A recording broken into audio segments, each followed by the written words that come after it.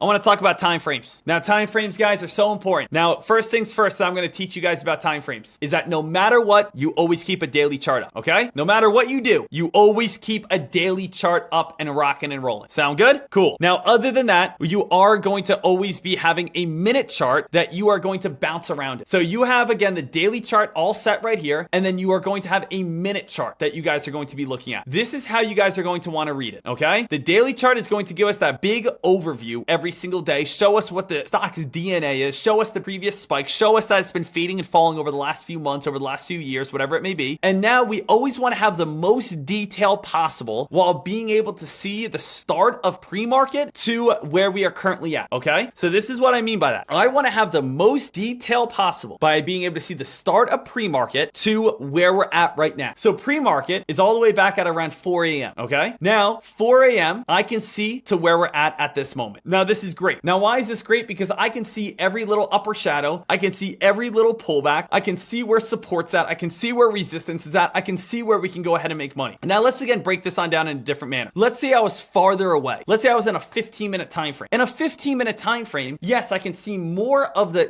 previous days, but I don't care about the previous day. I don't care about what happened again, 3 weeks ago when there was no action. Maybe if this had a big spike in the past and now I can line it up to find old resistance, sure, that may be something I want to look at. But none of these days are giving me information. None of this helps me whatsoever. And instead, it's taking away information from me getting more detail on these candles. So instead of being in a larger time frame, especially when day trading, I like being in a tighter and closer time frame. That is going to give me more success. Now you might say, all right, Deck, why again do we want to see the start of pre-market? Because the start of pre-market is definitely going to have, maybe previous spikes or previous moves or previous runs or previous climbs, whatever it may be. So for instance, I'm taking a look over on FFIE right now. If I take a look over on FFIE, I might say to myself, hey guys, 39 cents right now is the bottom. 39 cents is the bottom. That's where we're going to have a nice dip buy and bounce buy. And I'm also going to say, okay guys, 66 cents is the top right here, right? That's the top. That's the area. Now this could be right or this could change because guess what? I can only see back to the time of 7 a.m. Guys, there's information that I'm missing if I'm looking at my chart right now. So instead, I might want to switch over to a 2-minute time frame. And now I can see, okay, whoa, hold on a second. We actually went on a spike this morning from 36 cents and we actually have a spike up to 66. Here's again a lot of strong resistance at 66, 66. Okay, I'm getting more confirmation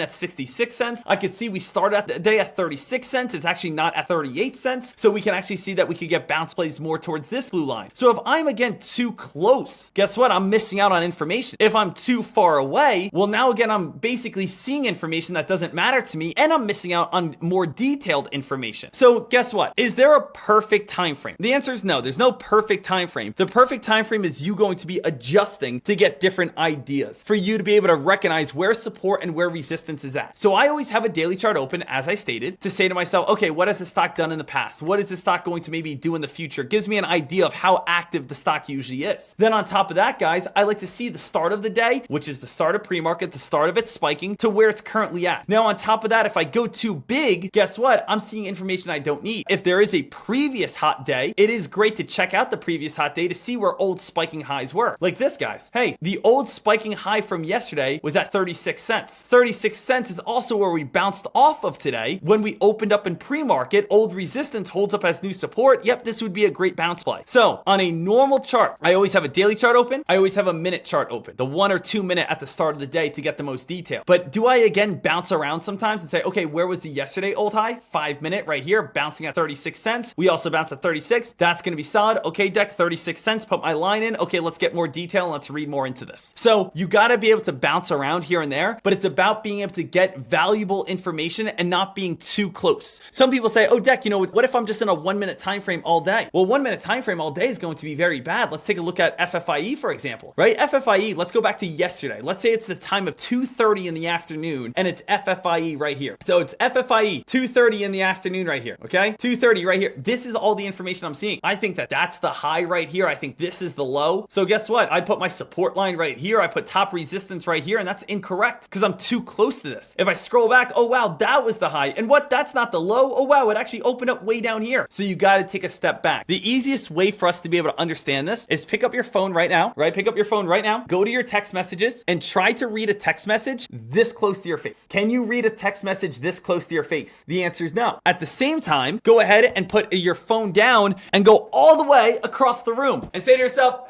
can I read that text message?